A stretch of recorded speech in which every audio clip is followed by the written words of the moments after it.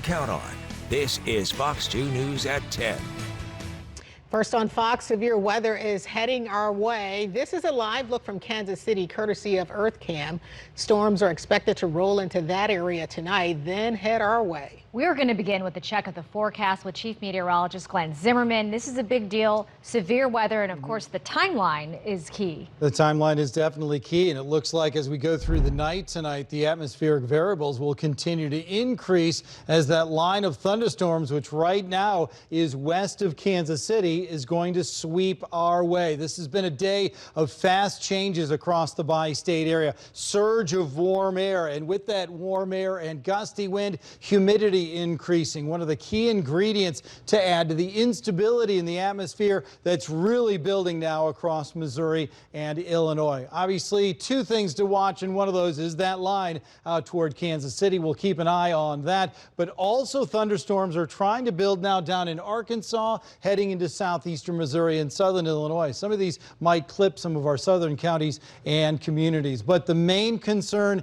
is this cold front that's triggering showers and storms and severe weather. The warnings and the watches are in place near Kansas City. All these warnings, and again, all this storm energy is going to be sweeping in our direction. One of the main things that we've seen is the instigator in all of this, the warm air. Temps are way into the 70s right now across the bi-state area. We have not dropped our temperatures much around Missouri and Illinois. Right now, we are in the 70s in many spots, but look to our north and northwest. Temps are in the 60s and 50s, and Pierre, South Dakota at 29 degrees. It's that temperature contrast that's bringing that cold front our way, that's sparking severe weather. So overnight tonight, clouds are around the area. Temperatures will drop a little bit down into the 60s. I think most of the area is quiet. We'll watch for a couple of those spotty showers and thunder showers overnight tonight into very early tomorrow morning. Of course, the main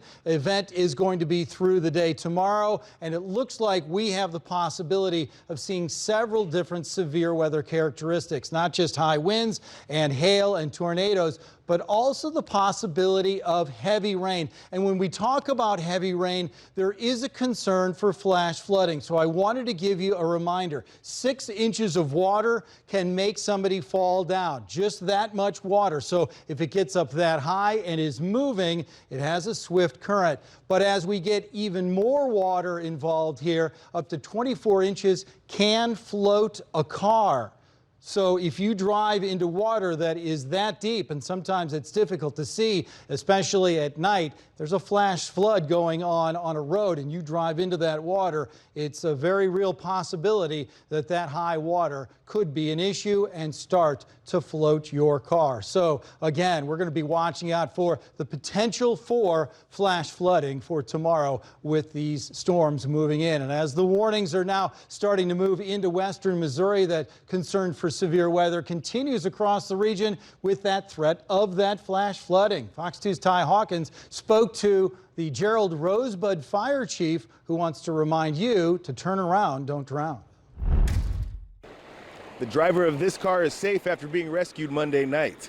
The car still submerged in the Red Oak Creek in Rosebud, Missouri. Gerald Rosebud Fire Chief Warren Weiss says no matter where you are in the region, rescues like this serve as a reminder of what can happen during severe weather. This can cost you your life. It could have last night easily. This individual got very lucky. Water from the Red Oak Creek still surrounds a car on a bank in Gasconade County after a Monday night water rescue. Always be aware of your surroundings. And around here, we do have a lot of low water bridges. And when it rains, you got a lot of water that comes from way up the river that rushes down here. Gerald Rosebud Fire Chief Warren Weiss says the fire protection crew responded to a call of a vehicle that had been swept away trying to cross. They basically threw a rope bag down to her. And then one guy actually went down there and just grabbed her and just pulled her out up on the bank.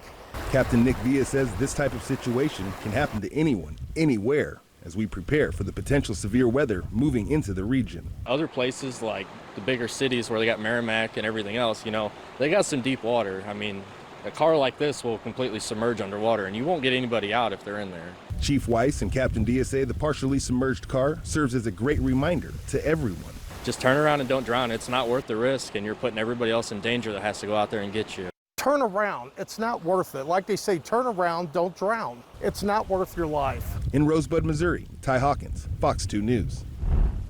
Emergency management agencies are encouraging you to stay alert tomorrow. In St. Clair County, the EMA and 911 coordinator says there's a chance for down power lines. So call your power company if you see lines on the ground. Do not try to remove them yourselves. Tree companies are also gearing up tomorrow. In some cases, they are still trying to catch up from previous storms. A 2-year-old boy is back home safe tonight in Riverview, but police need your help finding the man who was accused of taking him. Officers say Tony Lee Washington assaulted a family member, displayed a gun, and took the little boy. Washington, they say, was wearing a black T-shirt with writing and camouflage pants. If you know his whereabouts, you should call 911 or the Riverview Police Department. Well, the surviving worker of November's fatal MoDOT crash wants to know if the state is improving safety. 2 of his co-workers died in that crash. 1 was pregnant. He talked with Fox Files investigator Chris Hayes today about keeping their memories alive.